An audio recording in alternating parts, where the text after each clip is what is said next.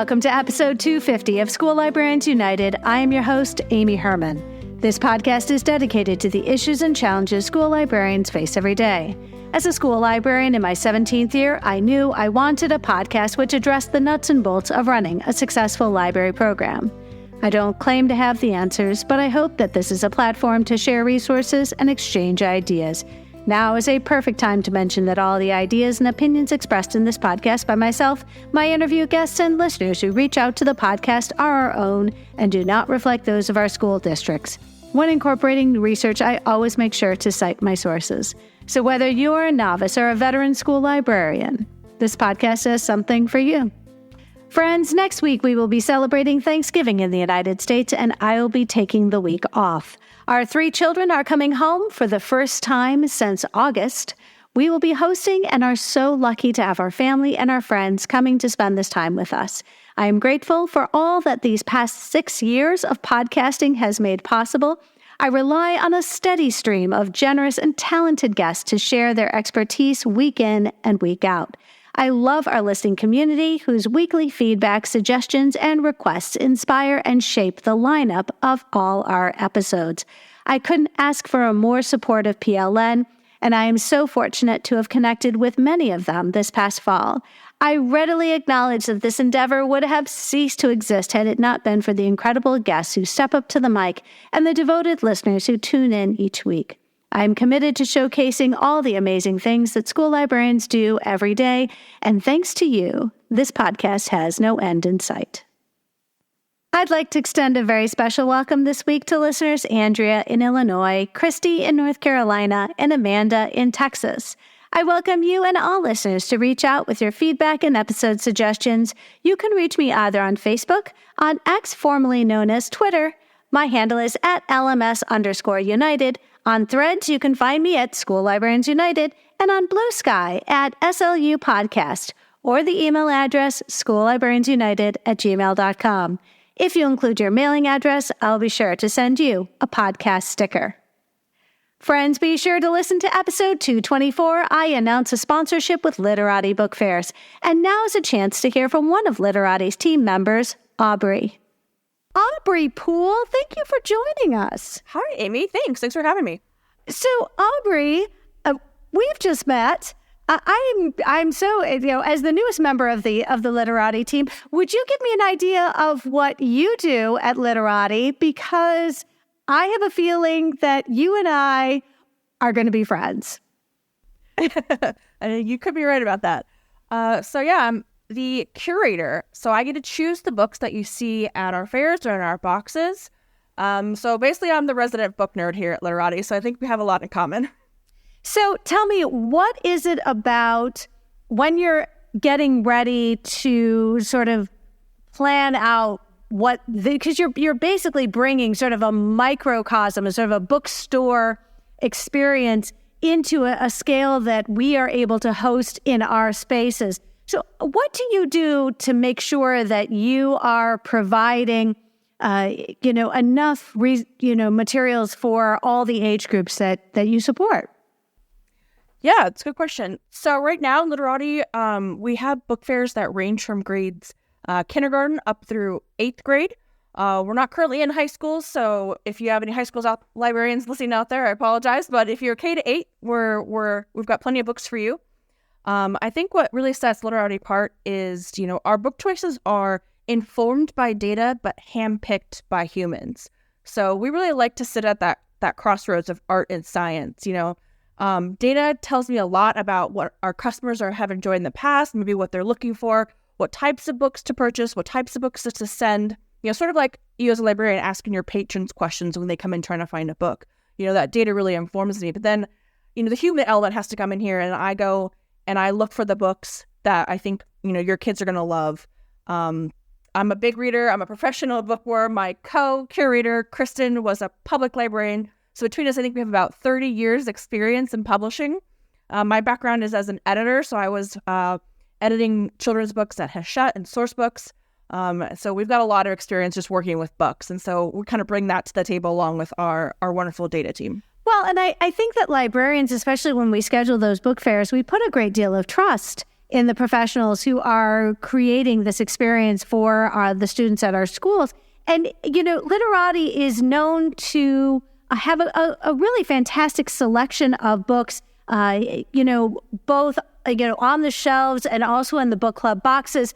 You've talked a little bit about your process. Let me ask you, you're looking at books that are going to go on our shelves for our book fair.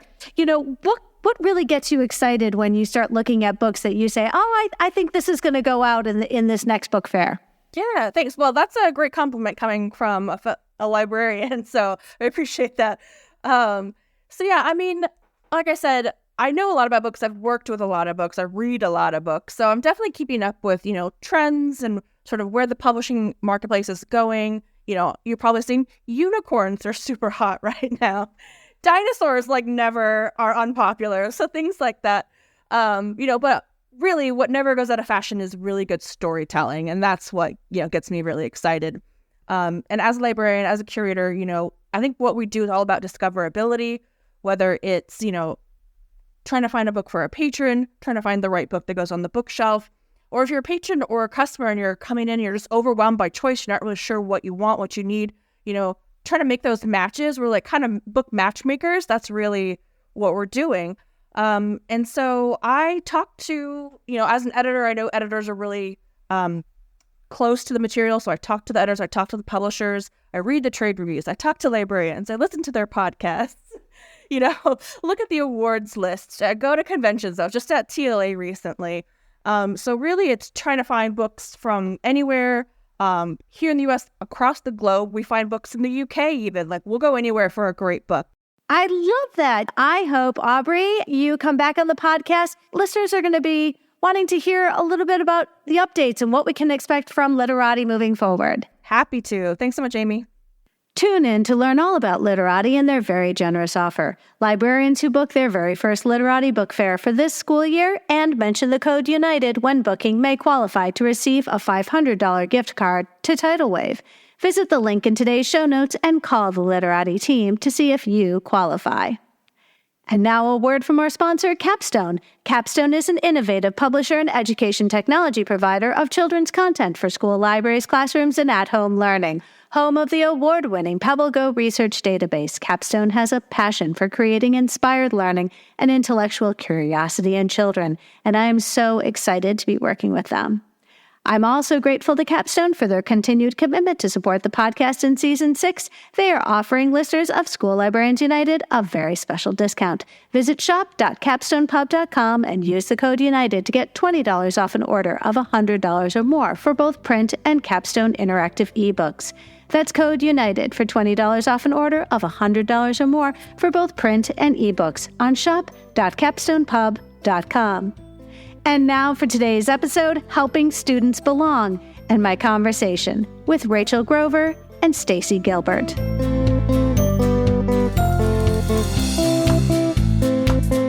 Rachel and Stacy, welcome to the podcast. Oh, it's so great to be here. I have wanted to be on this podcast forever, so I'm so glad to be here. Friends, I was so lucky to attend this session at AASL 23, Finding Their Space, Helping Students Belong in the Library. Rachel and Stacy, you both were clearly invested in this topic and still are. I'm hoping that you will share with us what inspired you to make this proposal, which you ended up presenting to people who were at this national conference just a month ago.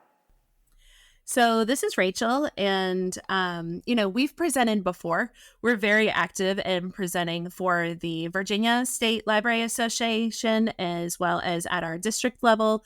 And so we really wanted to level up and go to the national level. Well, the first thing we did was we ended up going to AASL 2019 in Louisville, and it was amazing and mind-blowing, and I realized it's the best PD in the game. And then afterwards, on the flight home, we said, what was missing? What were the sessions that weren't being talked about? So we were looking for those holes that we felt like maybe needed to be talked about, but didn't have a session. And so we brainstormed a bunch of those. And then from there, we decided to put in proposals for Salt Lake City, but then COVID happened. we didn't end up going. And so then we tried again for AASL 23. But we really had a lot of options for topics. But go ahead, Stacy, tell about how we came up with this. Right. Well, okay. So how it kind of got narrowed down was mostly because I always struggle so much to find what I think will be a good proposal, right? Like, what do I have to say? What could I possibly present on?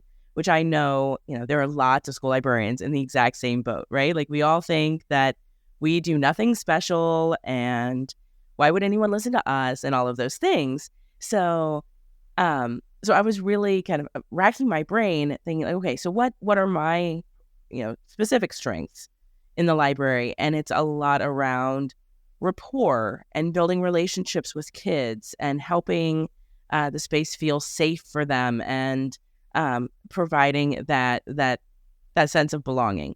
So thinking like, okay, well, how do I translate that into a presentation? And so the beginnings of this were actually a presentation that I gave for our state association. We have little regional spring conferences just for kind of the counties around us. And so I gave it at that conference to kind of workshop it. And then we put in the proposal to do it together for the national conference. And really, it feeds so much into a lot of my passions in the library already. And we're both really lucky to be in a district that is very supportive, is very focused on belonging and helping students feel safe. Equity, even though in some places has become a very dangerous word, in our district is one of the three main goals of the year. Like the motto of the year is excellence, equity, and opportunity. That is the stated motto for the year. So we're very lucky to be in that kind of situation, in that environment, that these things can be things that we're explicitly focusing on. And I am an equity lead for my school building to help lead the staff through equity issues. So that's kind of where my brain space is. And so when, we were thinking like, okay, so, here's our list. How do we narrow it down? Blah, blah, blah. Those are kind of the things that we're knocking around and how we ended up with that topic. Well, and you're never going to go wrong when the goal that you make in your space and you're in the library space is supporting a building or a district initiative. Better yet, both of them embrace this initiative. All of a sudden, you just look like a team player, and the school librarian's on board. You know what, Coach? We're way ahead of you. And friend, if you haven't interviewed for that first library job, you have to know, guaranteed one of those first questions you're going to be asked in an interview for a library position is, what are you going to do to create that welcoming space for everybody to be in this library? So I love that you two put this together with the idea of really showcasing the things that you feel passionately about. So let's go ahead and back up with some introductions. Would you please introduce yourselves? Tell us where in the country you work and about your current library. All right, well, I will start off. I am Stacy Gilbert. I am on a team of 4 librarians who all work in the same library space because we are a combined middle school and high school together. So we officially have 2 middle school librarians and 2 high school librarians because in the state of Virginia, where Rachel and I both are, it is in the standards of accreditation that almost every high school and most middle schools have 2 librarians. So we are staffed at 4, and then we all share the space and share kids and all of those things. So I am extremely lucky to have that team around me, as well as a very supportive district. We are right outside of Washington, D.C., on the northern end of Virginia. My school is right outside the city. Its claim to fame is that it is on land that was once owned by George Washington. And so they are very proud of that fact. we're still getting them to acknowledge that, guess what? George Washington owned more than just the land that poured their blood, sweat, and tears into that soil. So we're still working on that one. But that is kind of its claim to fame. We're right outside the city, and we're very lucky to be in such a supportive area. Wow. And can you tell me what's the ratio? I mean, you've got 4 librarians working in one library.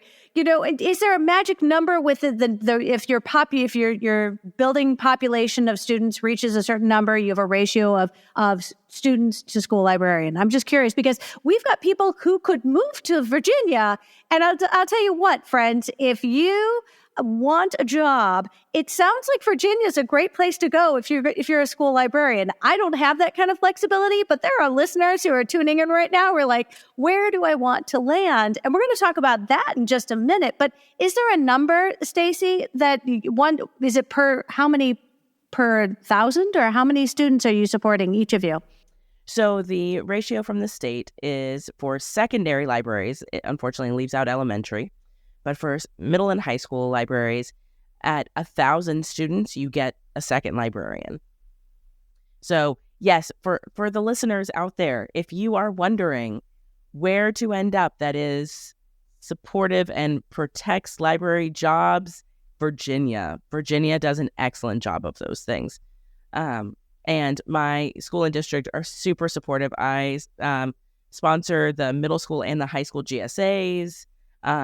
The entire district is very kind of supportive of all students and very actively and vocally so. So we're very lucky that way. Well, and I know that what we can probably do is just put a link to your state organization for school librarians in our show notes, so that for those who are exploring opportunities to move to a wonderful place to call home. Let's go ahead. How about it, Rachel? I can't wait to hear about you because you already shared with me you had some really exciting news since we started organizing this opportunity to record this episode. So my name is Rachel Grover, and I am a middle school librarian. It is just me. And so I have a population of, I think it's 889 this year. So it's just me. I have a half-time assistant. But every other year, this is my 10th year as a librarian, and every other year I have had a second co-librarian. So this is my first year figuring out as a solo librarian, but it's just me with one library, and it's amazing. My school is in the same county, but it's on a different end. So Stacy is literally right over the bridge into DC. I'm a little bit closer to Dulles Airport on the western side. And my students come from primarily second generation visitors to this country, and they work primarily in the tech industry, and they work government jobs. So that's really what Northern Virginia does. That's really what we specialize in. But we have students from about 53 countries at my school, and but we are only at like 6% free and reduced lunch. So it's a very affluent area. Our parents are very much supporters of education and reading and library. And I am proud to say I have not had one book challenge. And I have parents who volunteer to shelve in my school. They shelve my books 5 days a week. Clearly doing something right. I'll tell you what, anybody who's ever been fortunate enough to have one of those willing and able parent volunteers, and one that you can count on and you can train, worth their weight in gold.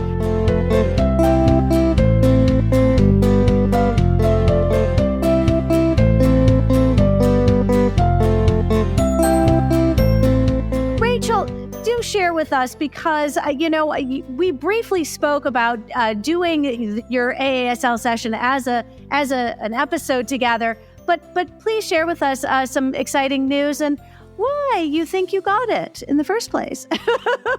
So I was just telling Amy before we recorded that last week, so between AASL and recording this session, I was just named the Virginia School Librarian of the Year, and it was very exciting. And so it was me, and I was quote unquote in competition with four other librarians.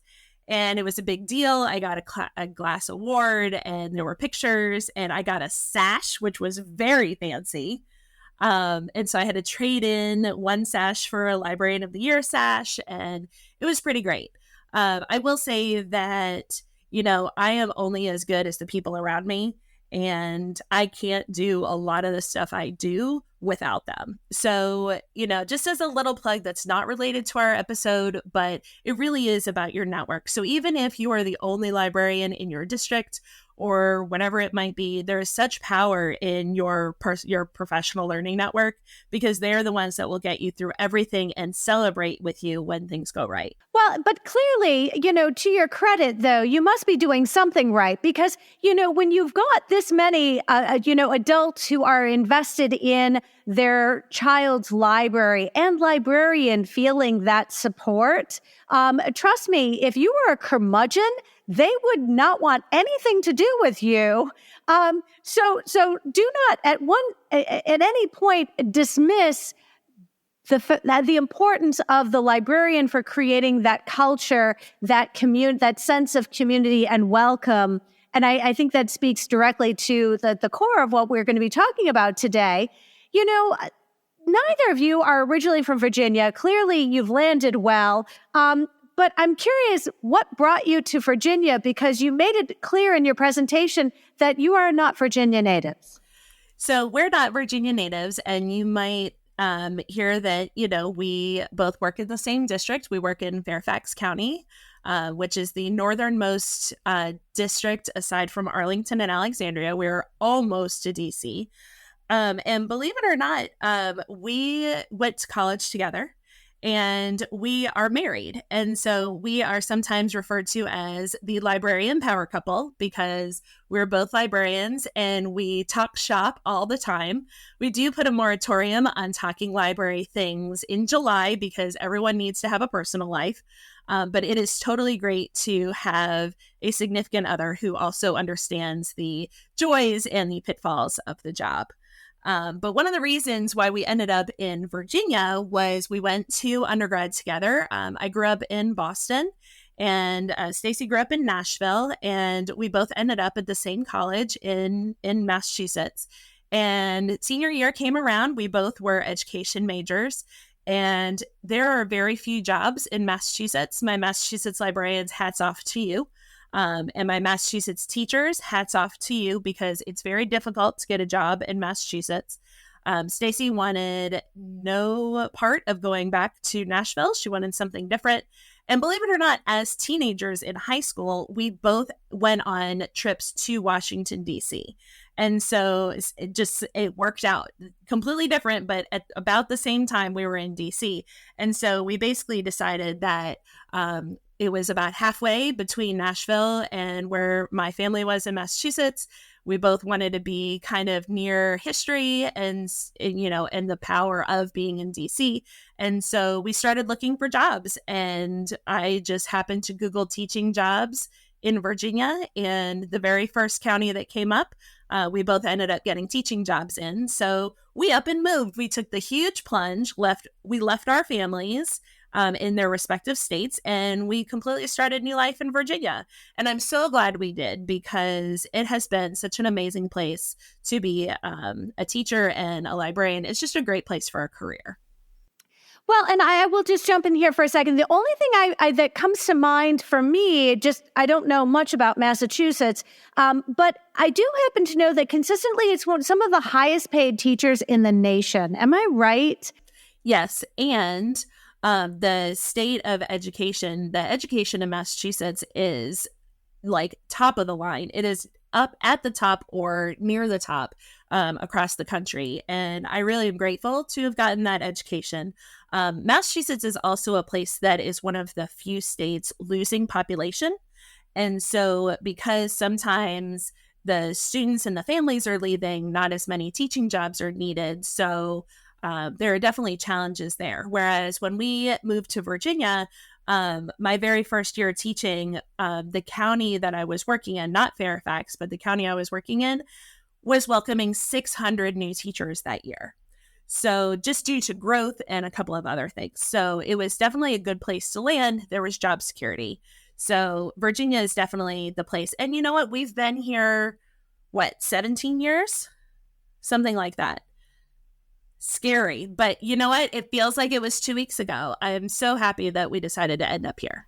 Well, and I'm hoping that listeners who are tuning in do some exploring. If you have some flexibility in your future plans, definitely consider moving to a place where the population is growing. And I hate to be one, but as somebody who lives in the Rust Belt, we consistently are reducing the number of people we need in our buildings. Just the number of our students enrolled in our schools is getting smaller and smaller. I want to shift over to the presentation you gave, and friends, be sure to check out, this is sort of fun because I got to see this presentation in person, but Stacy and Rachel did an amazing job putting together all these resources and then generously shared the presentation in the show notes. So do make time for this. Friends, the opening of your session was incredibly clever. You asked your audience to remember a time when they didn't belong and the impact that had on them. And then you turned it around and said, think of a time when you did belong and the effect that it had on you. And I love that you posed this challenge to your audience because we had a little opportunity to turn and talk to our little shoulder partners and so forth. But it makes so much sense because we have to remember that when we think about how welcoming our library is, we have to put ourselves in the position of our students, not us, but our students being in our libraries. Oh, absolutely. And the opening for that session really kind of came down to how I tend to build presentations, which is I love to start with the why. Why are we even talking about this? Why are we spending time on this? And when we're talking about belonging, I really wanted to start with that emotional touch point, right? When you just have that innate feeling of, yes, I belong and I'm welcome in this space, or no, I am not welcome and I do not belong in this space, and the effect that has on you almost physically. And so making people kind of take a second to remember that and almost feel that for a brief second, and then go into translating that to our students. So, we walk into our libraries every single day, and, it's the space that we are probably, one of the most comfortable spaces for us because we spend every day in it. But for our students, that may not be the case. So helping everyone kind of have that beginning moment of remember what it feels like to belong or not belong. Because that's what our students experience every day. Either they walk into our library and they get that very positive, yes, I belong here, or they don't. And what effect does that have on them?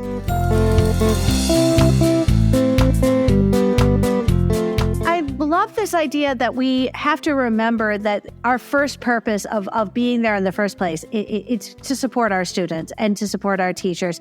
We feel a sense of belonging in our libraries. We can't make that assumption of every student who walks through the doors, or more importantly, when you consider how many students choose not to walk into our spaces and try to figure out what those reasons might be. And, that's the harder thing is, it's easy for us to identify with the kids who come into our spaces, but we have to be very cognizant of the fact that there are students who are not coming into our spaces. And I remember doing an episode about doing a book club with the sports teams. And this Texas librarian was like, why don't I see any athletes in my space? And then all of a sudden trying to generate a program that would specifically reach the athletes, because that was sort of a population that she was consistently not seeing in her space. And she was aware of this and tried to correct for that. But, Rachel, I have to imagine that this is something that you feel very strongly about as well. Yeah, definitely. So one of the things that I push, especially in orientation, I'm very much upfront with my kids. And I will say in every orientation, I will say, I don't care if you're a reader or not. I want you to feel like this is your space. And there are so many librarians that feel like they're just book pushers. And that is great. All of us do library a different way. But for me, I always feel like It's a place I want every kid to feel like, whether they're a reader or not. Coming out of this pandemic, there are so many kids that are reading below grade level, or that they're intimidated by text, or they're so consumed with other things that they only read for assignments. And I want kids to not be like, ooh, that is not a place I want to be. I want it to be a place that no matter what is going on in their life, I want them to feel like we're an option, that third space, if you will. So it's not the classroom, but it's definitely a place that they feel like they can be themselves, they can get done what they need to get done, and that they can kind of be who they authentically are, you know? And for me, I have a lot of chessboards in my library. I have checkers. We happen to have a whiteboard that it was not expensive to get some dry erase markers. The kids draw, not usually inappropriate. But we have things that, you know, we have a maker space as well. We have kids that come just for the other things. And you know what? That's fine. They might pick up a book, they might not, but I want them to feel like they are wanted in that space as much as a reader does. You know, like I always feel like, you know, the gif of Belle in the Beast library, and she's like sprawling her hands and she's so happy. And that's how I imagine our readers are. But I want all of our other kids to feel that way too. I want our makers to feel like that. I want our kids who are studying to feel like that. I want the kids who are anxious and need a quiet minute to feel like that too. And so to me, I want to make sure up front that my kids know that I don't care if you're a reader or not. Number one, I will get to you. Number two, there are other things besides books in this space that I want you to feel like you belong. And it kind of sets them at ease that it's not like just the book place. Well, and you know, you mentioned that it's the third space. I sometimes affectionately refer to our space like the school's family room. It's just Love the it. School's family room. You just come and hang out, and you know, it has to have that sort of vibe, and appreciating that our students have different emotional attachments and assign value to our space differently based on their past experience. I'm hoping you'll help me out. You know, you said something that has stuck with me ever since I heard it during your session. You said, quote, "We have to Maslow before we can bloom." And this is taking me back to my education classes. Forget about library school. We're talking about education classes more than 30 years ago. Could you just spell this out for the benefit of everybody listening? Because presuming that everybody knows exactly what that means is, and that we have that same prior knowledge, might risk excluding somebody. So explain, we have to Maslow before we can bloom. Sure. So a lot of us, those of us that went through ed programs, learned about Maslow, and Maslow basically has this chart that is called the hierarchy of needs. And it's all of the things that a person needs in order to function in life. So it's belonging. It's like but I know the belonging is in the middle. Okay. It starts. Will you help me on this? Yes. Go, Stacy. So it starts with physical needs like shelter, water, food, you know, your basic physical needs. And then it slowly ramps up to the more mental and psychological needs that we have as humans in order to finally be able to get to the point of being able to achieve. That's Maslow. That's exactly right. And so with that final level is learning and achievement. And so basically all of Bloom rests on the shoulders of Maslow. So if a kid comes in and doesn't quite have some of those Maslow things met, learning is not going to happen. And so it's important to make sure that as a school and as a library, we can kind of do what we need to in order to make sure that students feel like they're in a place to even learn. Well, and you took the time to emphasize this point, even though to me, it's like, of course, this is obvious, but let's focus on why the sense of belonging is so vitally important. Because at the core of your presentation is this idea that we are helping our students belong to this space is really at the core of why we're here. So could you just spell this out, why it means so much for not just for our program to succeed, but for our students to succeed?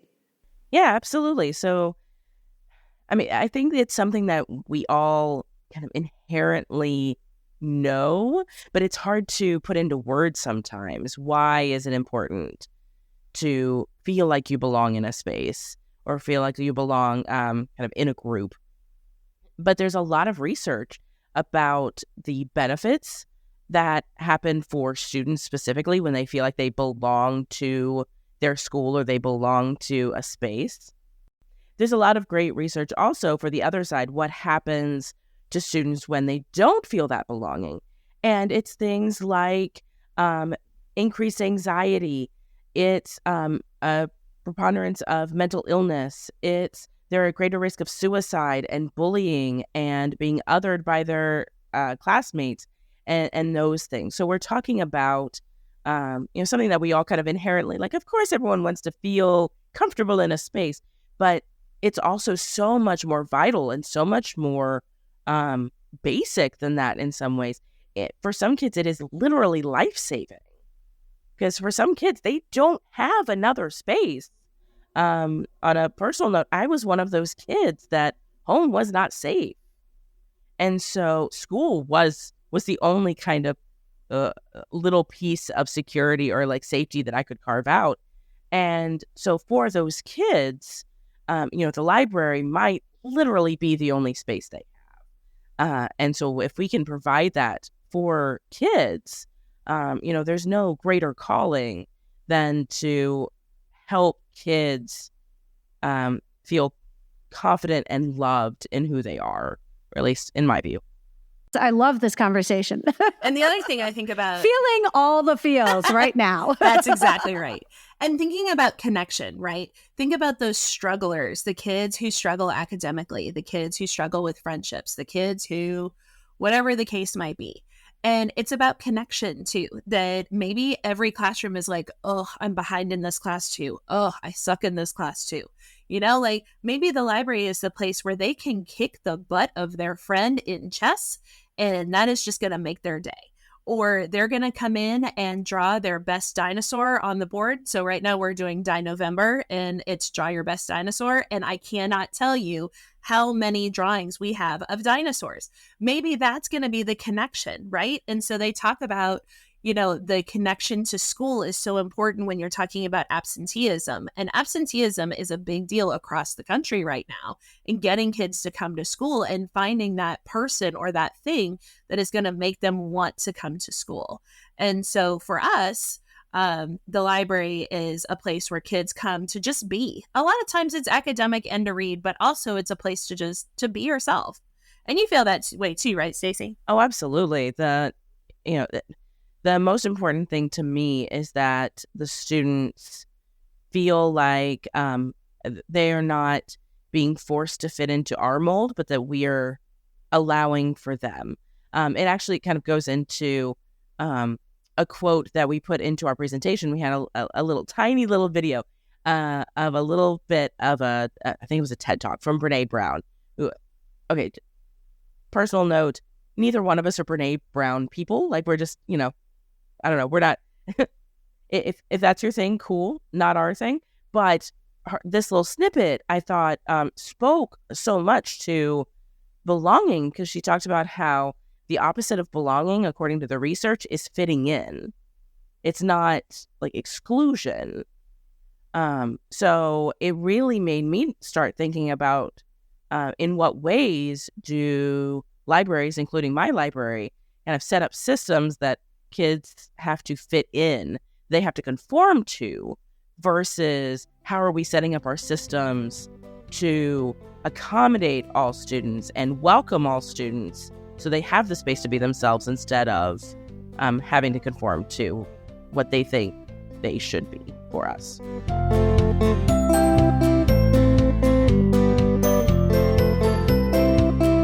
Well, and all the more reason why you're supporting this building and district initiative of equity, because this is about providing students with the supports they need and recognizing that our students don't all need the same thing. So we have to be what they need when they need it.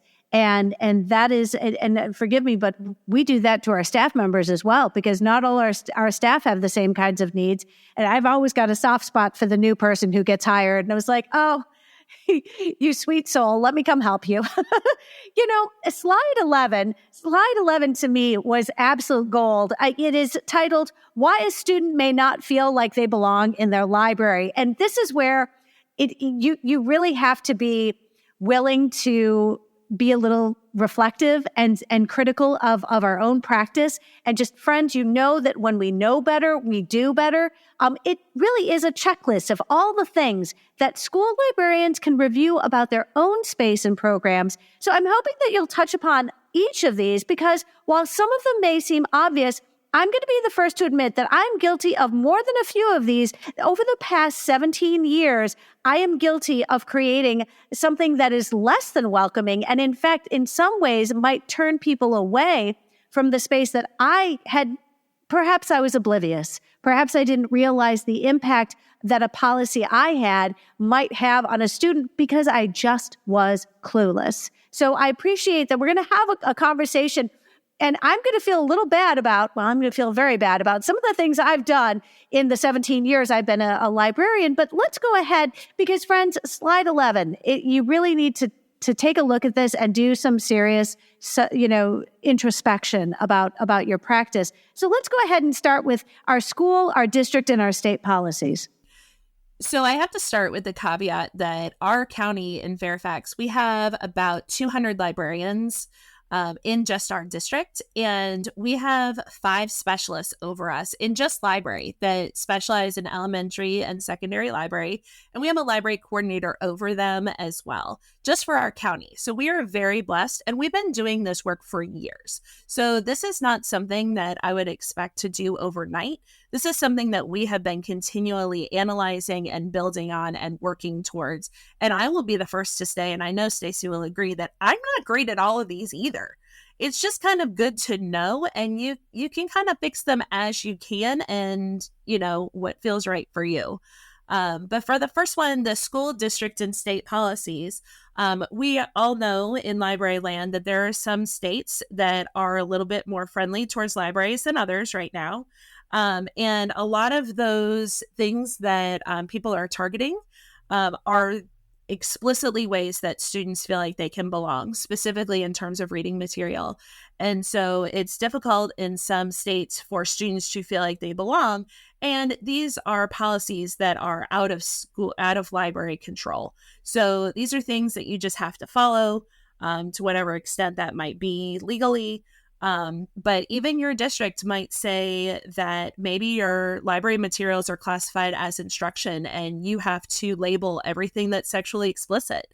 Or maybe your school is a particular way about when you have access, which we'll go into, or what they can do in the library. Or maybe you have, study hall kids in your library and it affects how you can serve kids. Maybe you're on the master schedule, and I'm sorry.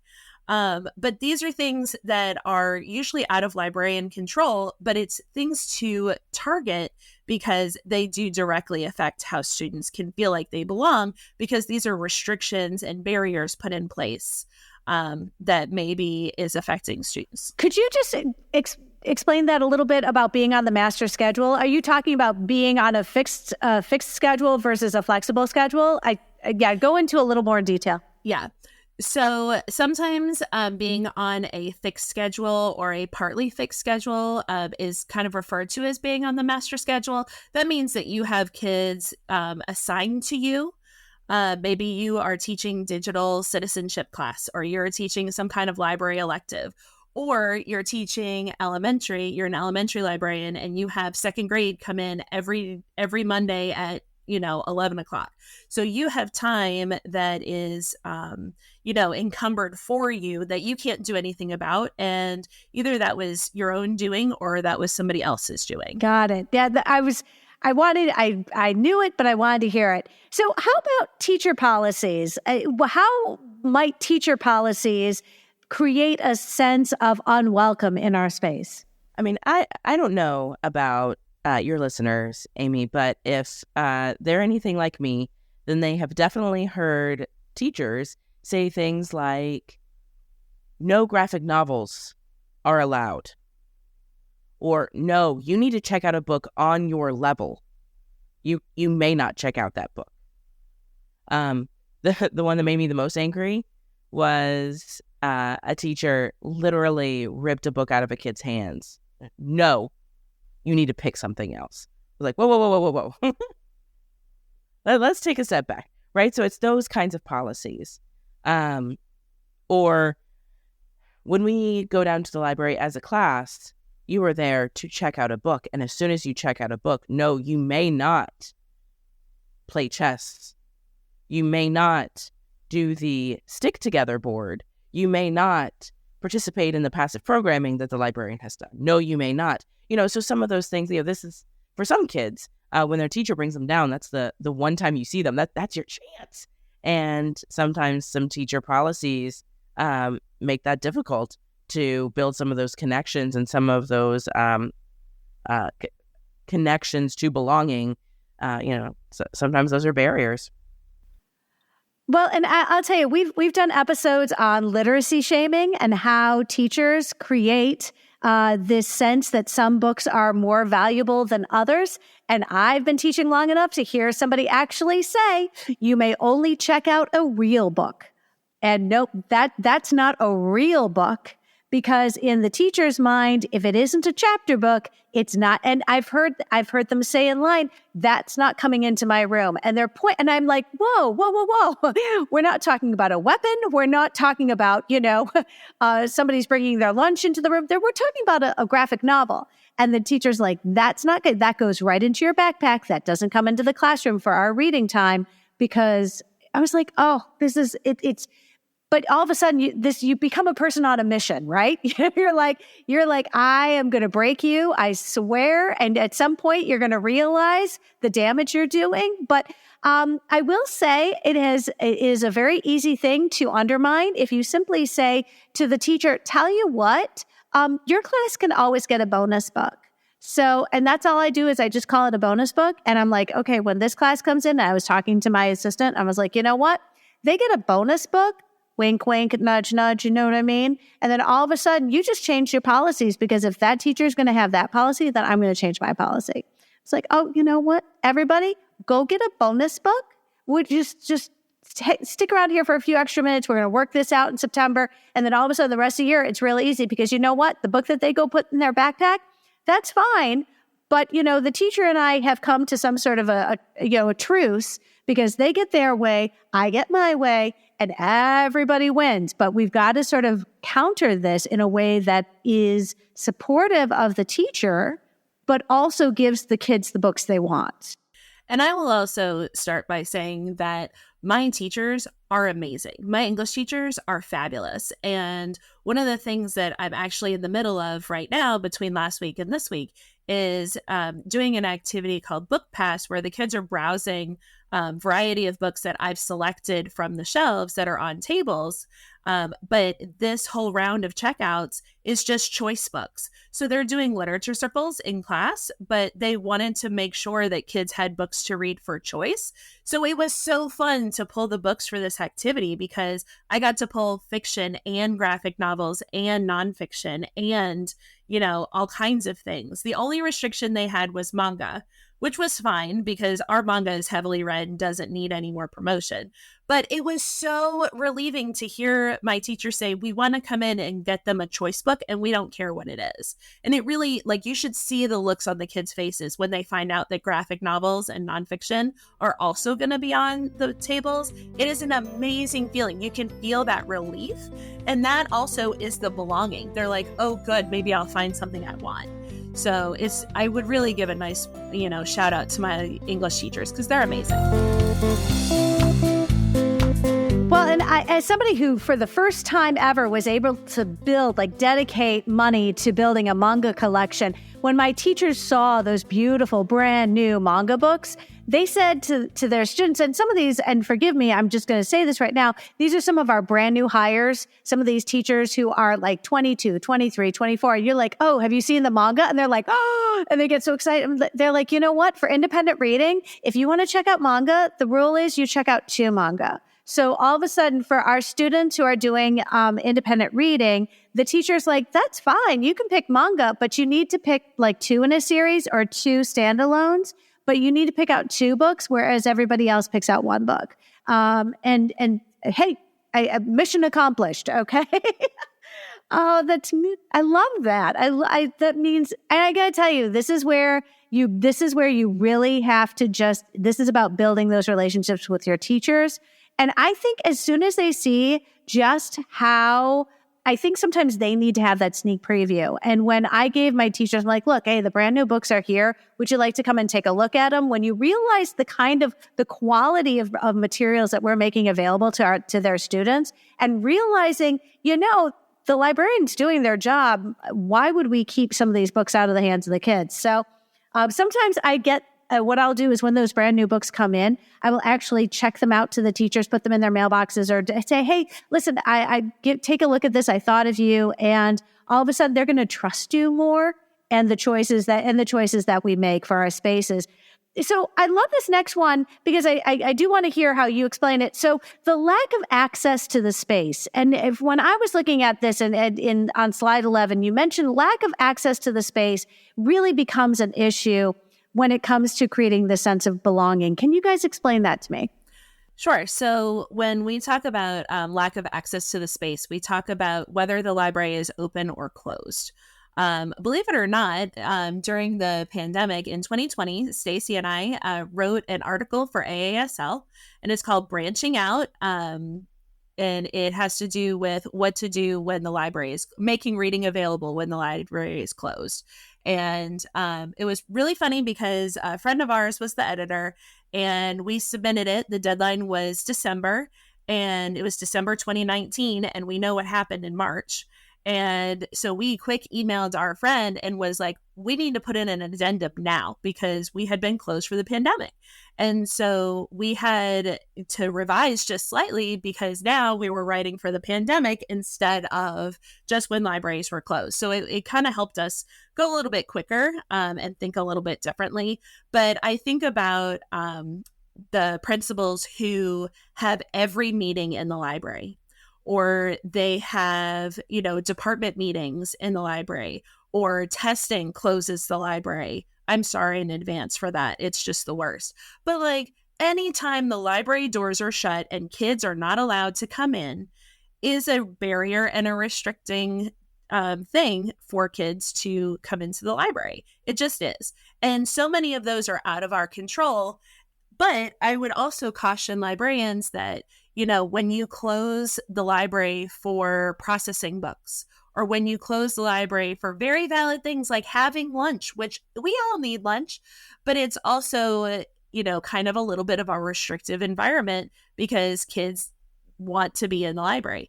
Now, is it a thing that we need to do? Yes, we need to have lunch. And it's just something to consider that opposite effect of when that happens. I have a new principal this year, and when I had my initial meeting with him, he promised me that there would never be meetings that closed my library to students. So we have had many meetings in the library, but they've always been after school, or those meetings have been held anywhere else. I've also gotten my principal's promise that our library is not used for testing anymore, and they use alternate spots in the library or in the school. So it's important for kids to have access to the library literally whenever they need to during the school day. So when we talk about lack of access to the space, it is definitely a barrier to belonging. Well, and I'll tell you what, I was very fortunate when I started in my high school because we recognize there's a significant portion of our students for whom they are waiting for transportation after the school day ends. The building realizes the liability of having these kids running amok. And so therefore they pay staff members to supervise the learning commons for an hour and 15 minutes after the day ends, just so that you can be aware of how many students are waiting for rides that will not be able to get there right away when the bell rings. We're also open before school starts. And when the building prioritizes that and says, you know what, we're going to pay, we call it extra pay for extra duty, something like that. Because this is time where the students can have that access, even if it is outside of, my contractual time. We have educators who are being compensated for that. But I think that also demonstrates a priority that the building is placing on the value that we have in our space. Agreed. Do not use our space for testing. And if you're having meetings, that's fine. But the business as usual in our space. So if you want to use one of our classrooms, use one of our classrooms.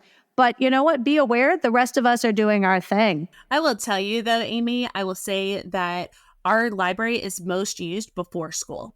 So my library is open we open at 7:10. We start at 7:30, which is wild and early, but we open at 7:10 and the kids go to class at 7:25 when the bell rings. Do you know that I have between 140 and 160 students in my library during those 15 minutes? It is the most heavily used time that my library is the entire day. And that is when all the chess is happening. That's when the dry erase board is going. That is when kids are printing and they're reading and they're finishing their homework. And that is really the time that they can come and gather and hang out. And you have the kids finishing their books. But that is the time that really kids feel like they can do what they need to in my space, that before school time. Well, and going back to this idea of equity, because we have quite a few teachers who have required students to print out whatever it is they are turning in. And I have a real problem with that because they come in, they're very embarrassed. They're like, Mrs. Herman, we don't have a printer at home, or Mrs. Herman, we didn't have any ink in our cartridge and I couldn't get this done. I'm like, that's no problem. Just come on in and you know what? Happy to help you and make sure you get what you need, because when a teacher creates that threshold of whatever you turn in has to be printed, presumably on some printer that's at home, you're like, dude, that's not fair to a lot of these kids. So, I'm like, look, you know what? You shouldn't have to print anything at home. That's not right. And I'll say that out loud, All right. Yeah. Let's talk about librarian vibes and confrontation. And this is where I get real quiet because I can't stand on any pedestal when it comes to how I've dealt with some things in the past. I mean, that can be said of any of us, right? We are all allowed bad days. We are all allowed moments that we would have done differently when we look back on them. So this is by no means a criticism of being human and being fallible. That is okay. But it is also true that sometimes a major barrier in our spaces is us. It's the librarian. That it's the vibes that we're giving off, and the willingness to lead with confrontation rather than with curiosity or with understanding. And it can happen. And sometimes it's really hard when it seems like the literal 1,000th kid has come in with the same question that you've answered 999 other times. It can be really hard to keep that kind of frustration in check. But the truth is that even though it's the 1,000th time you've gotten that question, it's the first time that kid has asked that question, usually. So that kid deserves the same reaction that the first kid got, and deserves the same level of understanding that the first kid got. Even though that's really, really hard. And like I said, that's just being human. That's, it is natural to be frustrated in those times, especially when it's something so basic that you've been telling the kids forever and they should know this and blah, blah, blah. But still, it's those, it's the effect that we have over time. Every single little interaction is what builds that relationship. Most librarians aren't lucky enough to get a prolonged amount of time with a small amount of kids to build really deep relationship. It's small moments that build up over time, and small moments that then spread. right? One kid you have that positive interaction with, and then later they're talking to their friend. And that reputation kind of spreads. But you don't, go back to another quote that Rachel wrote down from a session we went to in our state conference. We don't get to choose what they remember. And so if we don't get to choose that, then all we can control is trying to make each one of those little bitty moments a positive one, and one that builds connection to the library and to us as humans and to their peers, right? Because that's what we want is that kind of a long-term, prolonged relationship. But unfortunately, sometimes we have, colleagues in our profession that, sometimes it seems like every question is the 1000th time they've gotten that question. Or they come at it from a place of, one more person in my space, that's more I'm going to have to do. And that's more frustration I'm going to have to deal with. And, am I going to have to clean up after you too? That kind of attitude, at least, when I'm working with my teenagers, they feel it. And they will react badly to that kind of reaction, right? But if you approach them with humanity and with respect, then they will do anything in the world for you. So that's the key piece.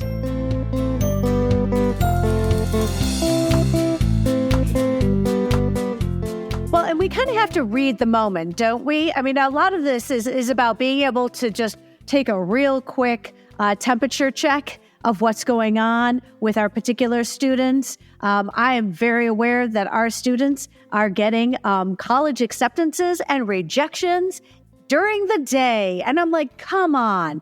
And kids are getting waitlisted and they're finding absolutely soul-crushing news while they're in school, or, relationships dissolve, or, all the drama that comes with students during the day. And, you have to sort of realize that for them, this is their whole world.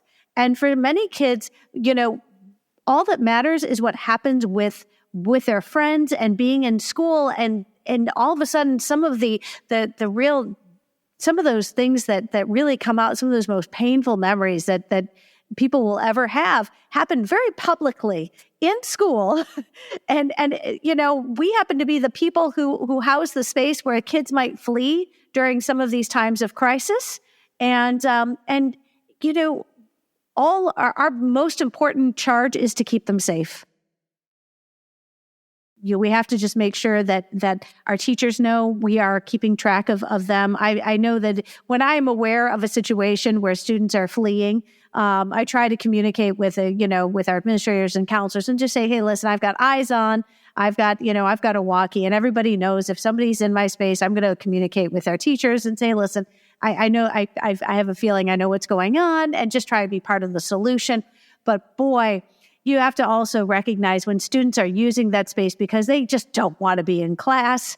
The ones, we tend to see something that classroom teachers, we see patterns, and you can win a lot of friends here when you see the patterns of behavior that maybe independent teachers don't see throughout the day, but all of a sudden you are like, every time this student comes down to the library, another random student from another part of the building also comes down within about a minute of them both. I said, folks, this is a conspiracy, and I'm not going to be a part of this. I am not aiding and abetting. I am team teacher. And, at the end of the day, this is not romper room. This is going to be a place where, teachers can trust when they send students down, it's because they're getting work done. And I am not going to be party to the, we call it the Romeo and Juliet sort of meetups. We did have a couple of those. And again, you want to be the cool librarian. You want to be the person who supports them. But you also realize when students are being manipulative of a situation. And independently, teachers can't verify that, but boy, we can.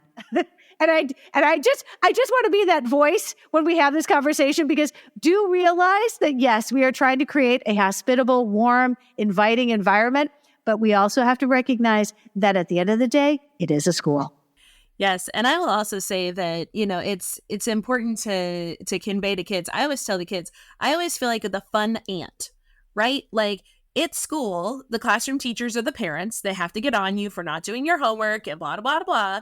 But I'm the fun aunt. I want to hear those celebrations. I want to, have sorrow with you when something bad happens. I want to celebrate that you won chess for the first time. I want to celebrate with you when you are the first person to check out a book, and also I'm going to kick your butt when I need to. Like, why are you here? Why are you doing this? I had kids sent to the library today because they didn't have PE shoes and they were wearing Crocs instead. And that's a no-no in my school. And I had 5 sent to me at the same time. And I did get a little peeved about it. I did send an email to the teacher and I said to the kids, I can't wait to see you next time, but I'm hoping not the next PE day.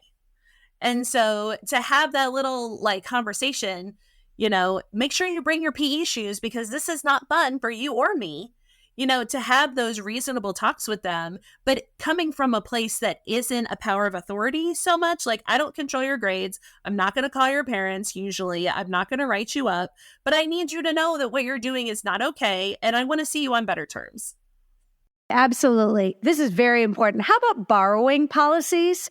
Let's allow that for some librarians, borrowing policies are established at the district level, and or administrators have something which is applied consistently across their entire district. And we don't have a lot of room to wiggle when it comes to these policies. But let's talk about best practice and what we can do to make sure everybody feels welcome. So I want to start with a story. I tell students that we have unlimited checkout at my middle school. We do not have very much of a transient population. And I tell my students during orientation, I start asking questions when you get to 10. We are fully self-checkout for a number of reasons. And I tell students that what you check out is your business and your business alone. I'm happy to recommend books, but I will not, make comments or ask questions or whatever. But when it comes to borrowing policies, it was something that a couple of years ago, it was library by library, and now it has become a district regulation that there is unlimited checkout for students, period, K-12. And that was something that our librarians really had to come to a reckoning for, because what about those kids that hoard books? And I tell my kids, don't be the book hoarder because other people want those books. Oh gosh, are you becoming a book hoarder? And so I'll print out the receipt for them, whatever the case might be. But I start by telling kids, you're in middle school. You need to learn how to be accountable for your stuff. You have PE clothes and you have a laptop and you have your instrument and your backpack and your lunch bag and whatever it is. How many books can you realistically hold on to? And I'm very fortunate that we are open every day, before school, after school, during school. I'm like, book returns are throughout the building. I need you to just be responsible with what you take out. So if you can only handle 1 book at a time, that's fine. That's on you. If you need 5 or 6 because you're going on vacation and, oh man, do you not want to deal with your cousins? Please take 5 or 6. That is not my business. That is your business as a reader. And I think it's really empowering for students to feel that sense of, I can control what I want. And so when students have been coming in for checkout for their choice checkout recently, I've told them, a lot of you still have books out. So you just have to keep in mind, this is one more book that is on your account. And that you can be responsible for. And we do a really good job of making sure kids are aware that it's not like, okay, you're checking out, that's another $12 on your account, but it's like, okay, so that's one more. How many can you realistically handle? And having those conversations with kids, okay, where are your other books? That's usually what I ask. When I'm like, oh, you still have 2 books. Do you know where they are? And they'll be like, yeah, they're in my backpack, I'll return them, or they'll say something else. But, I think about the kid that I had a couple years ago, and he came to me kind of upset one morning, and I said, what's up?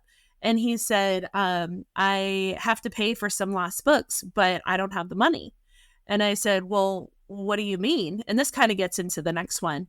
But he said, my parents separated last night and I don't live at my house anymore. And that's where all of my library books were. That happens to kids. It is not my job or my place to deal with that. So while that kid was trying to figure that out, I didn't lock his account. I didn't tell him he couldn't borrow anymore. It was legit out of his control. And so we worked it out, and he was very happy to get that support and that understanding of, oh no, and did you finish them, and whatever the case might be. But, it's not our business. And those books were bought with our dollars from our school. And at the same time, it's not my business until it gets to be unmanageable for my students. That's why I said it at about 10 that I start asking questions. I don't tell them they can't borrow after 10, but I start asking, where are they? And how can we make a plan? Let's return 2 every day, or let's return 1 every day. Because in middle school, they can handle that structure, and sometimes they need that support.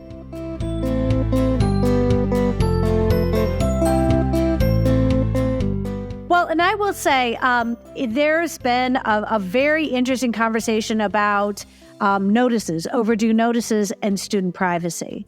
And oftentimes, and I will say, whether you print your notices out or you have the system, email the people who happen to be on file for that kid, you have to be very cognizant that if you are sending reminders to an email, if they're older students, are their parents also seeing what they're checking out? And being very, very tuned into the fact that that's a violation of our students' privacy. And, it's hard because in some respects you sense that students won't return anything unless they get that parental, reminder. And yet you also have to recognize at the core of this, we have to make sure that we're not violating our students' privacy to read. To that point, in my library, how we've kind of managed that is we send out an overdue notice to students. Hey, here's the list of books that you have out. Please return them or renew them when you're able. Any books that haven't been returned or renewed by this date a notice will be sent out to your adults. So we give them a date. If you don't want your adults to know, then they need to be, you need to take care of them by this date. What we don't tell them is when that date comes and we send that notice to the adults, we make sure to uncheck the box that says the titles are included. So the message to the adults is your child has 1 or more overdue books. If you want to know ask your child about what books they have out. They got an email on such and such date. So that way it protects a little bit. If there is something that the kid has out that they do not want others to know, then they could take care of it before that date. And if they still forgot, then there's a little extra protection if they need it. And Virginia has a law where we don't have to tell parents what the kids have checked out unless they ask for it specifically. So I send out the same email that says to parents that says, your child has 1 or more books checked out. They received an email with that list to such and such account on this date.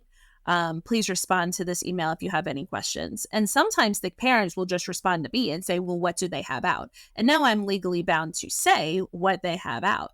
But in writing, when I send out the overdue reports, I do not list what books they have out. Got it. Can I ask, do you have fines in your schools? Do you have, I'm just curious. I have worked both in districts that do issue fines for, in our cases, lost or damaged books. And I've worked in that system before.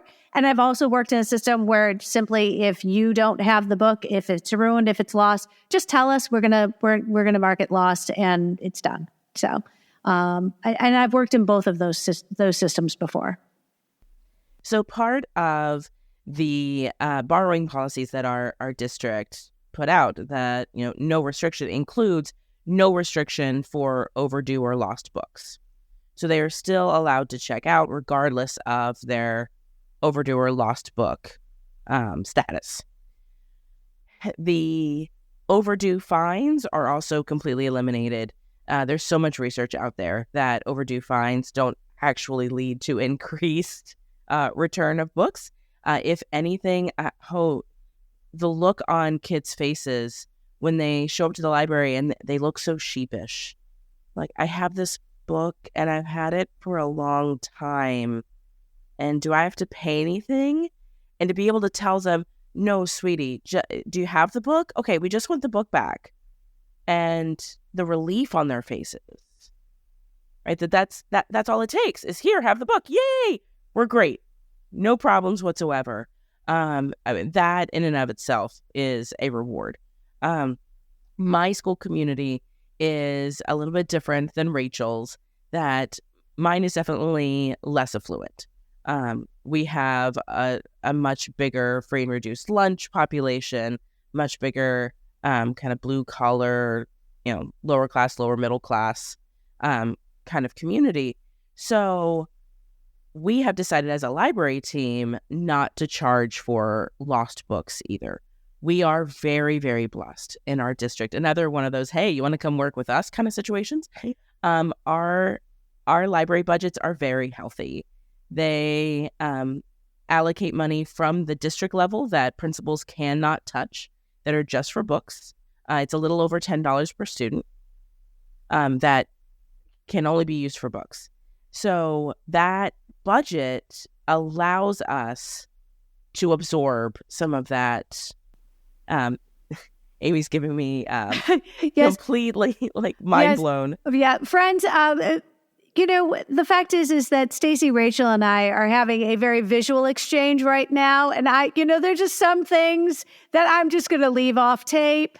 But I will say, never have I ever worked in a district with a budget of $10 per student. The emotions I'm feeling, I'm just going to keep to myself. And as we say, how nice for you. My mother used to teach me, well, Amy, how nice for them. You know what, Stacy? How nice for you. That's lovely. How nice for you. Well, just to rub some salt in that wound, my school is a little over 3,200 students. So and the budget, the budget is a little over $10 a student. So, I'll let you do the math. Yes. All you do is add those zeros on there and it's like, my goodness. Listen, I'll tell you what, friends, we come from all different sorts of financial backgrounds in terms of we all face different challenges. We all face different obstacles. And, at any time you stick in this profession long enough, you are going to find yourself facing different types of obstacles. And truly, friends, there isn't anybody who's sitting there on a perfect situation. But I tell you, there are so many things that we have the power to control how our students regard our spaces and the sense of belonging that we foster. That is something that's in our control. So let's appreciate when it comes to how much money we do or do not have at any given time to spend on our students, that is oftentimes completely out of our control. What we can control is how people regard the space that we oversee, and we are very much responsible for that vibe that we create. Let's talk a little bit about layout and furniture. And friends, tied into this conversation about layout and furniture, also realize there's a Diana Rendina's episode, Library Space and Maker Space. We talk about how space is configured to support student learning and student use. We look at it like anthropologists and we watch our students' behavior. So if you want to extend that conversation on our library space, make sure I'll put a link in the show notes. But tell us, what do you feel creates that sense of belonging and welcome when it comes to our configuration, the space and the furniture that we have? So when my library went through renovation a few years ago, I've been at the same school for 10 years. So I've seen my original space become a temporary space. We were moved out of our space because it was becoming something else, and then moving into a brand new space that used to be the locker commons. And so I had years knowing what the layout was going to be and trying to figure out what it was going to look like. I involved a lot of kids as to what spaces they wanted. I considered 7th and 8th grade, you have really short kids and really tall kids. I considered students with physical disabilities. I considered all the reasons students would come to the library. And because of those, I have different zones in my library where I have a teaching space, but I also have like a cozy reading space. I have kind of a gaming space where I have some puzzles and some games that kids can pick out. That's also where the chessboards are. And we also have little cushions kind of around the library. So there's those like individual spots too. But I really considered the universal design for learning. When I did the layout and tried to figure out the furniture, I was not allowed to pick the furniture. But I do have a lot of flexible seating. My tables are on wheels, thankfully. They did not before, and they were like 100 pounds each. Those tables are sturdy. But even if you do have sturdy tables, considering how are kids going to best use them? You know, when Amy was talking about Diana Radina, who's a library hero of mine, and can I just tell you about how I fangirled meeting her at AASL?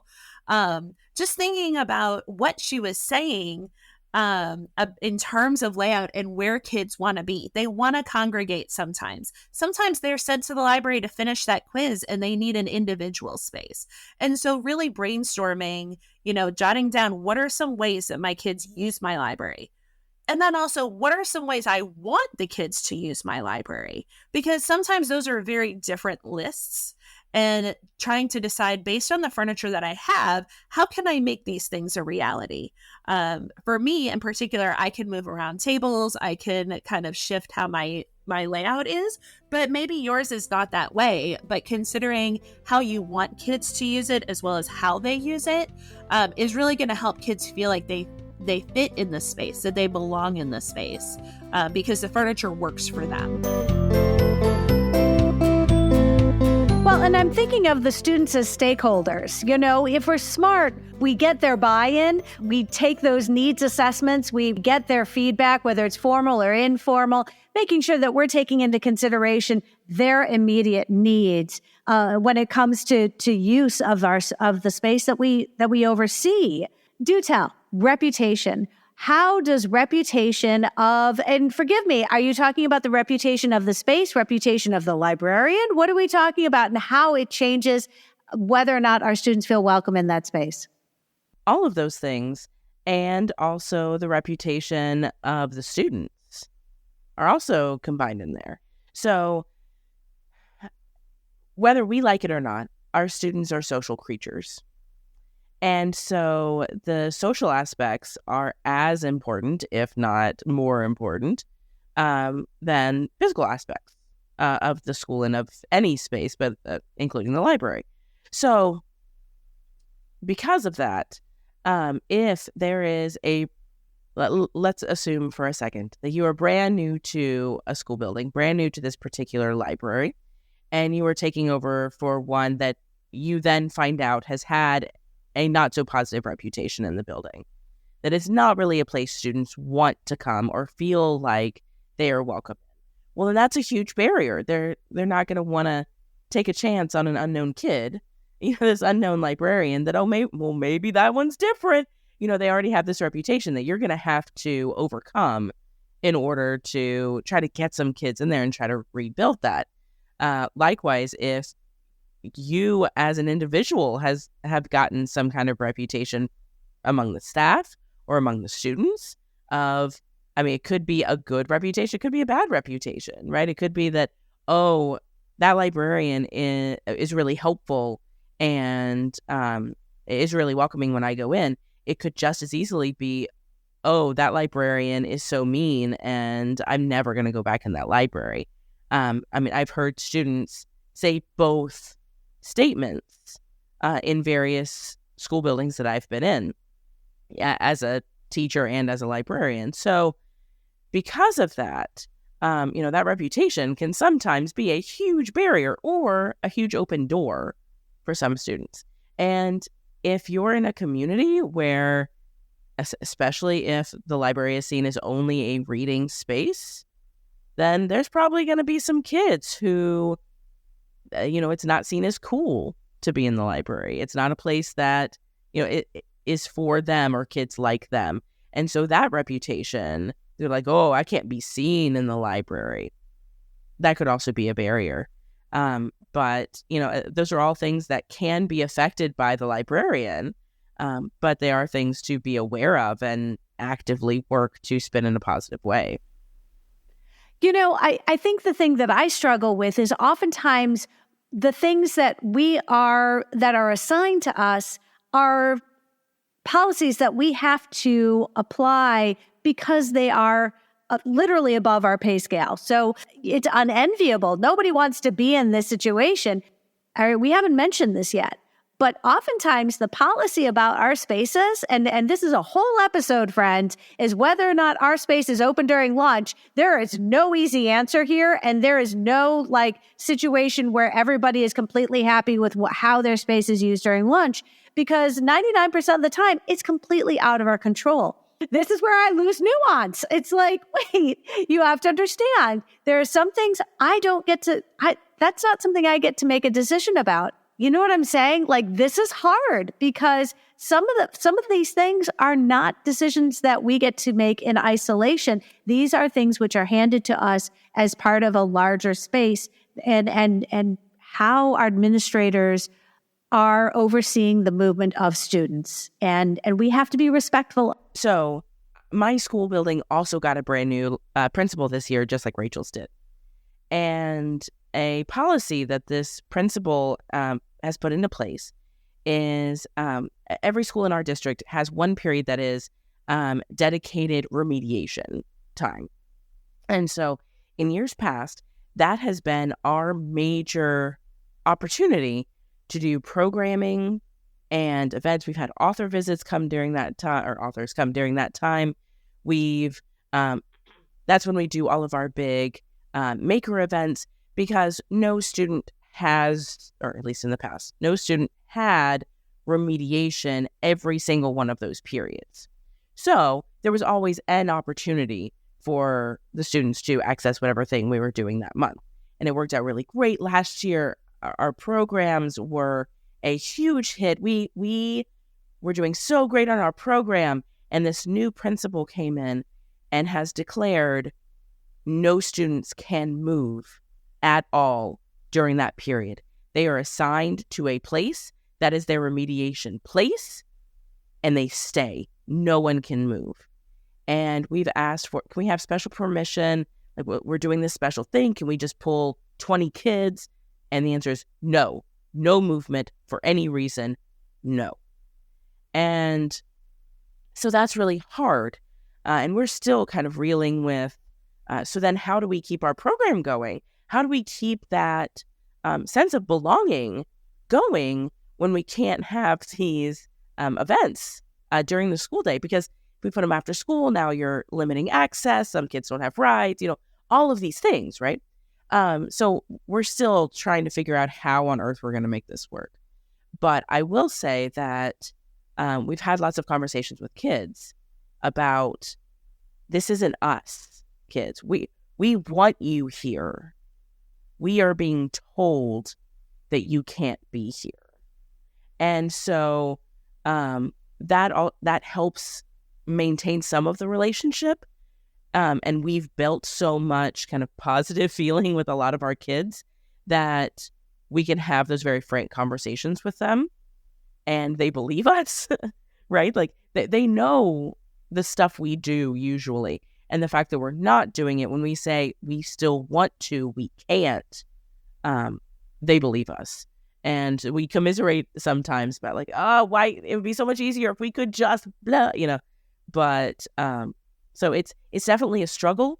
I think it is possible to still build relationship and build belonging, even when there are policies that we wouldn't choose that limit and create barriers.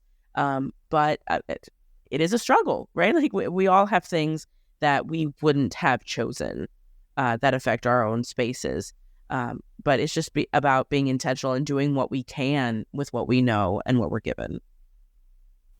Well, and friends, I'm just going to say right now, they're in the midst of this amazing conversation. Appreciate that, Stacy and Rachel. I think the really wonderful thing about having you here on the show today is you really have been able to go into far more detail about all of these aspects. And friends, I appreciate that so many of these topics of these things that we do or don't do that can impact how welcome our students feel in our space or feel unwelcome in our space deserve their own episode. Each one of these things could have been a standalone, like, we're just going to talk about the reputation of the space. I mean, I'm looking at each one of these going, each one of these should have been its own episode. And so I appreciate that, friends, when you are asking these two amazing librarians to sort of go into detail, this is sort of a marathon activity. All of us work today and we are still going. I want to touch upon these other items that we have some ability to to impact in our space. Let's talk about the lack of relevance. How is this something that could really turn some of our students away?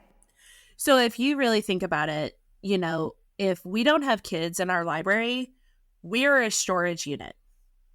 We're a storage unit with books. And if kids don't want to be there, we are the owner of a gigantic storage unit. Congratulations. And so really what this whole episode is about belonging. You want to get kids in your library for all the right reasons. It shouldn't just be that they're assigned to you during study hall. It shouldn't be that they come to you to make up tests, which I have nipped that in the bud, so that doesn't happen in my library anymore. But they should want to come because they feel like it's relevant to their lives. They should feel like they're going to see something that appeals to them. When Shang-Chi came out, the movie came out, I made sure that we bought every single one of the comics that it was middle school appropriate, and they went like hotcakes. When a new movie comes out that is book to movie, I make sure we have multiple copies. Hello, the Samurai Turned Pretty. It has gone like hotcakes, but it's paying attention to the pop culture that's happening and making your library relevant. There are so many libraries that have done with Taylor Swift's new album coming out, doing launch parties and doing things.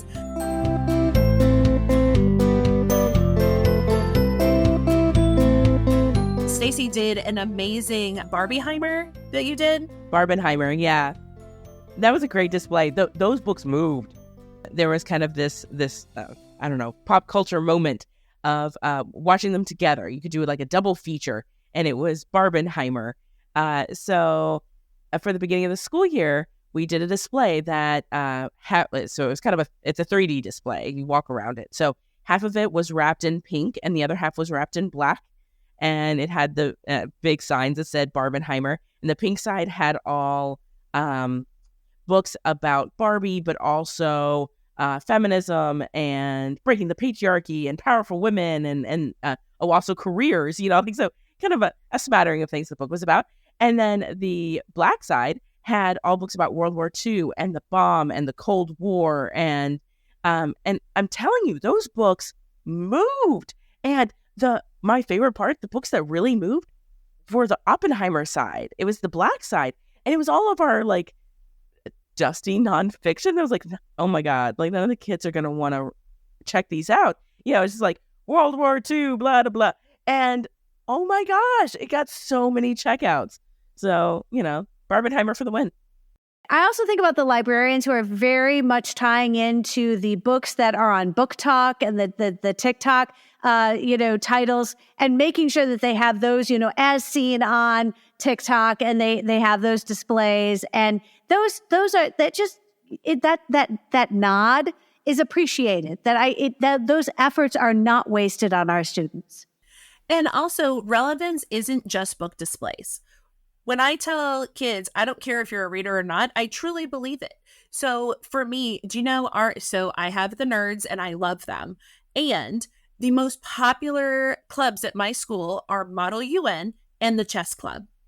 That's just how it is. So I went from 1 chessboard to 4 chessboards now, because that is what my kids are into. And so knowing what your kids are into, what's relevant to their lives, is what you need to put into your library. And it's, like I said, it's not just about books. It's about literally everything. What is going to make them want to belong? So today we're doing Dinovember. A kid came in, I totally gave service hours, but I coordinated with a kid who had an inflatable dinosaur costume.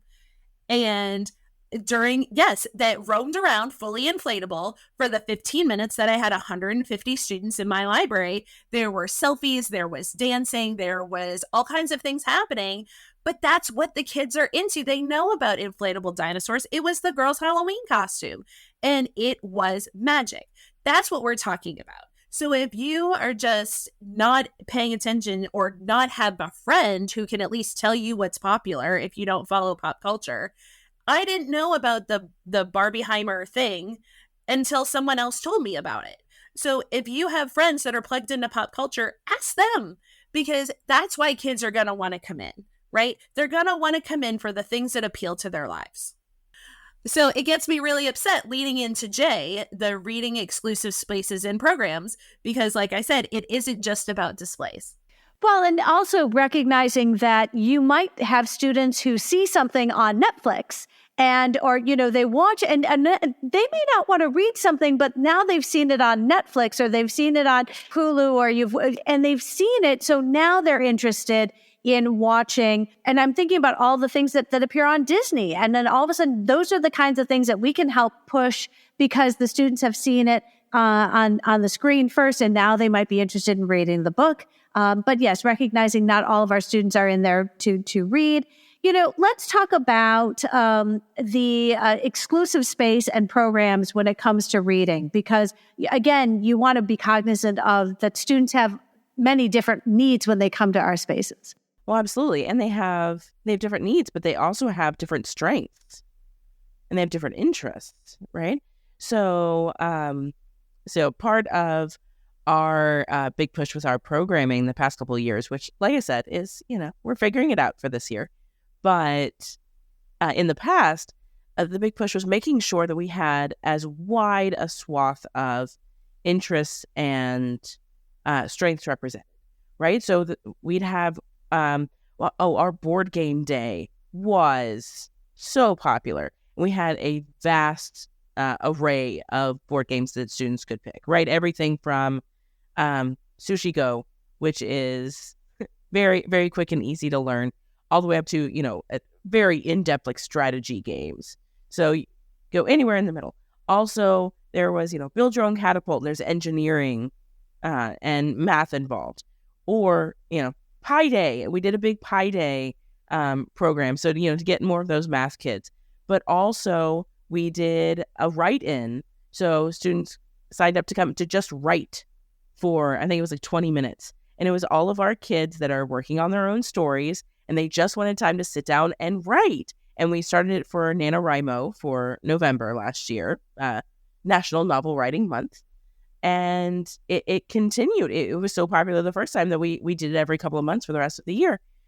So it's that part of it, that trying to get as wide a variety as humanly possible, because not only do students need a lot, but they know a lot.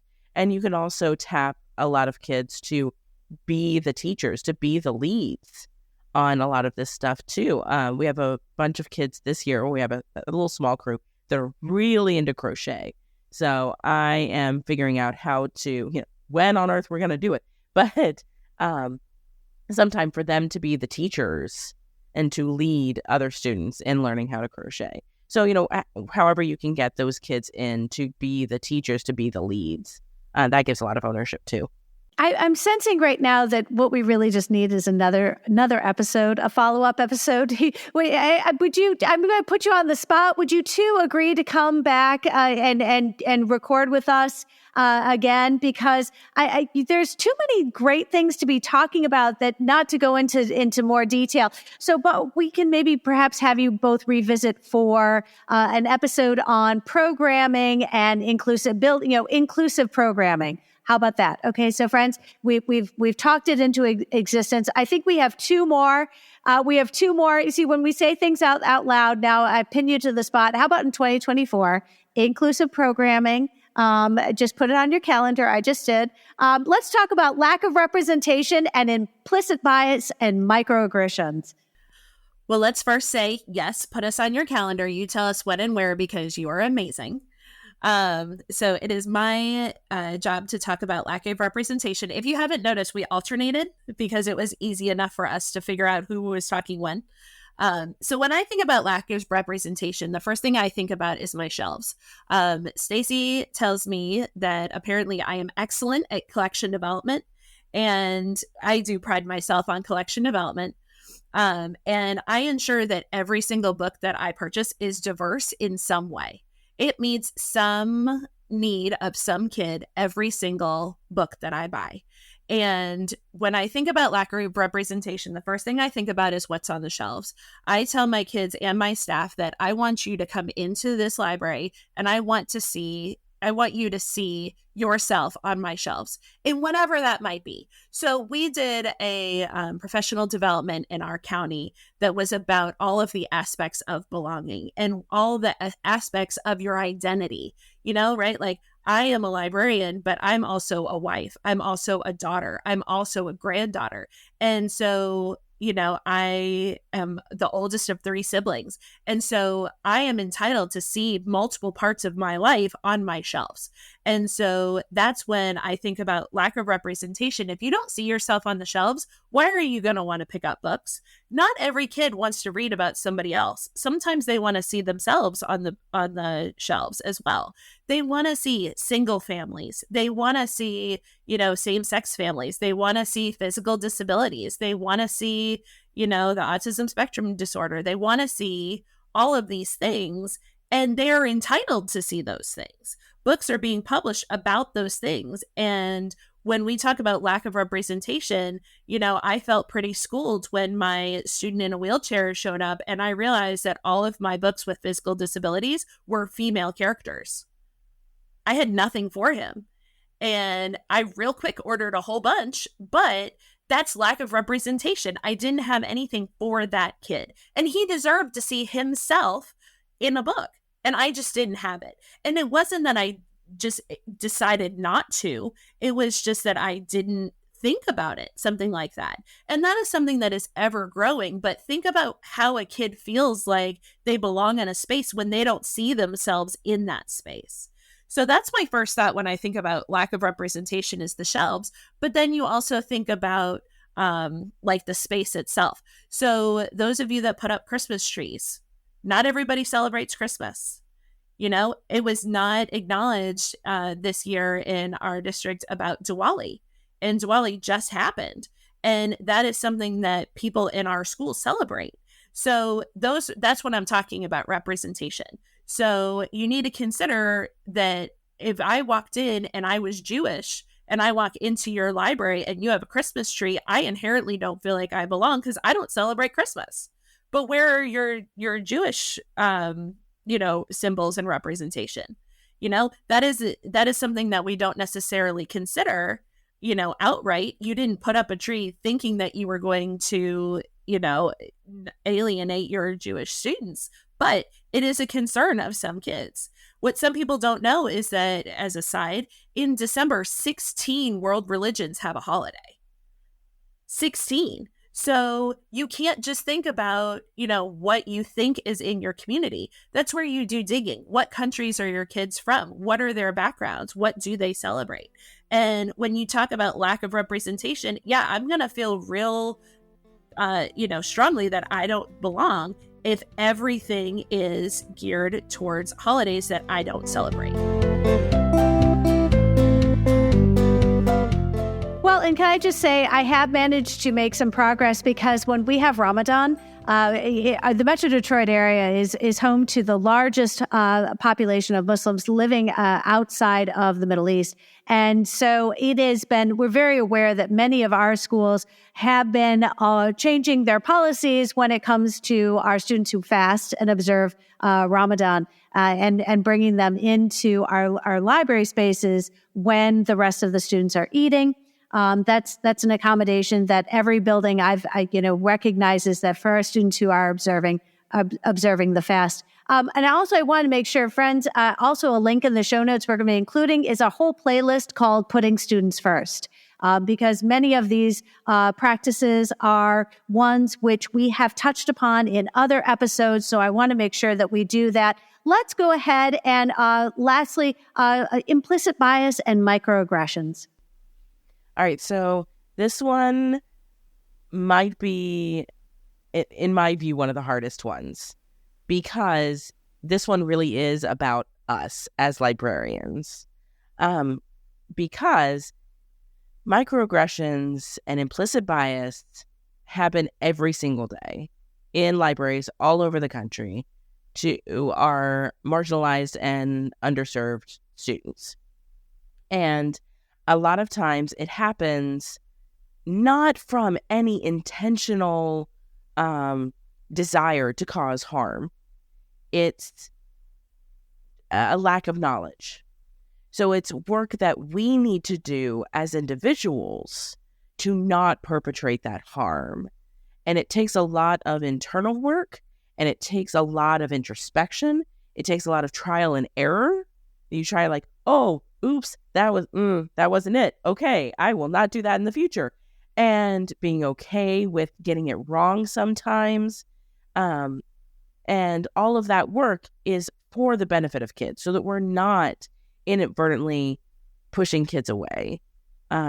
Especially when that was not anywhere close to our intention. We didn't know that's what we were doing.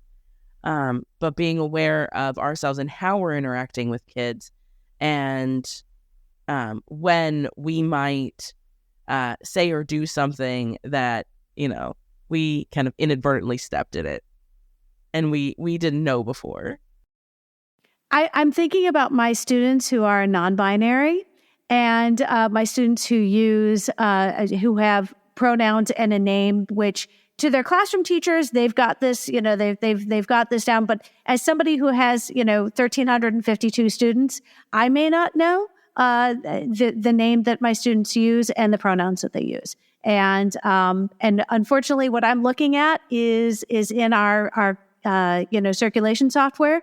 And so I have to be very aware that sometimes I need to be far more tuned in to my students and be a little vulnerable and just say, listen, I'm going to do the best I can.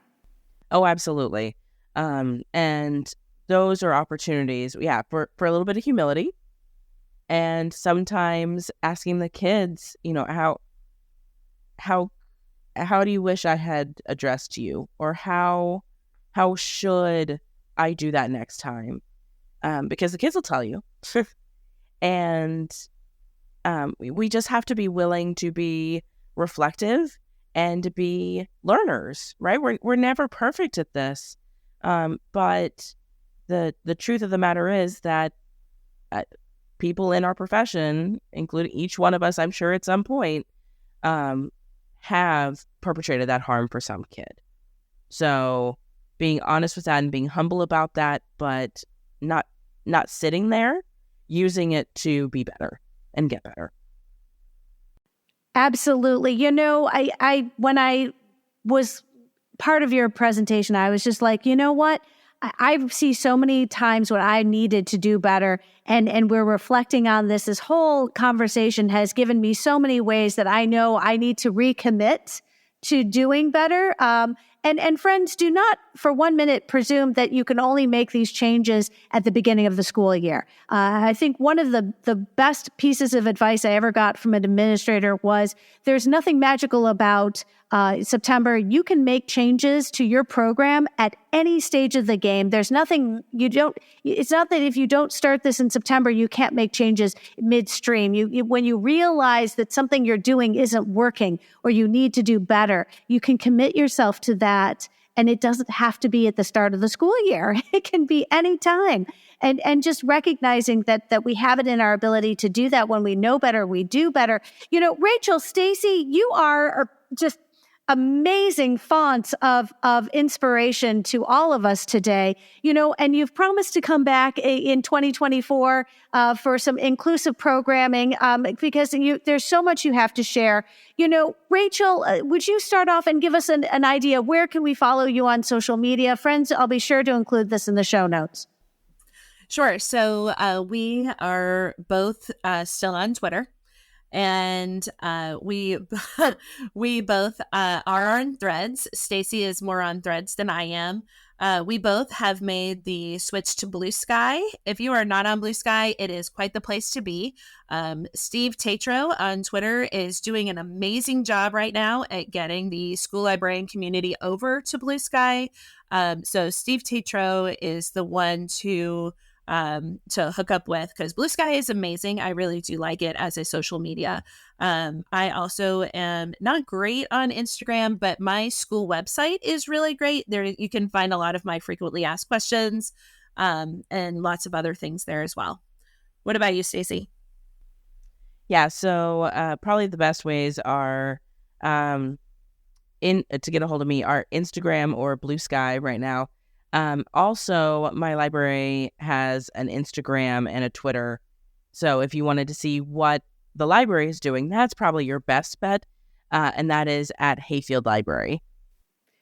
Well, and friends, we'll be sure to include all these links in the show notes. Make sure to spend some time going in there, because anything we referred to today, Stacy and Rachel, I feel like we've got a great start. And we're going to pick up in the new year and really give listeners an idea of some of these programs that you've sort of alluded to.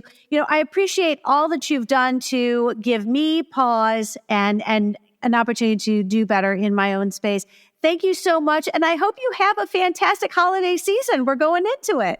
Oh, absolutely. You too. And also, we are here for however long of a series you want to make this, Amy.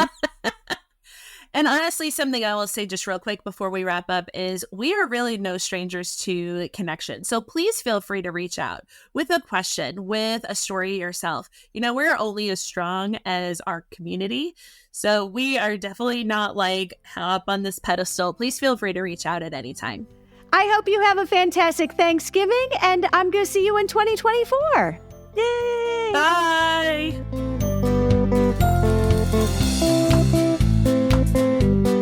If you found this episode helpful, please share it out with your team, your PLN, and on social media. Be sure to follow on your favorite podcatcher so you'll never miss an episode. And if you really like listening today, consider sending some fan mail to Rachel and Stacy. One last friendly reminder, friends, use the code UNITED to take advantage of Capstone's generous $20 discount off an order of $100 or more, and librarians who book their very first Literati Book Fair for this school year and mention the code UNITED when booking may qualify to receive a $500 gift card to Titlewave. Visit the link in today's show notes and call the Literati team to see if you qualify. The topic of our next episode has yet to be finalized, but I can guarantee that I will use this space to spotlight a school librarian or two, sharing resources and strategies you can hopefully use in your space tomorrow. I hope you will tune in.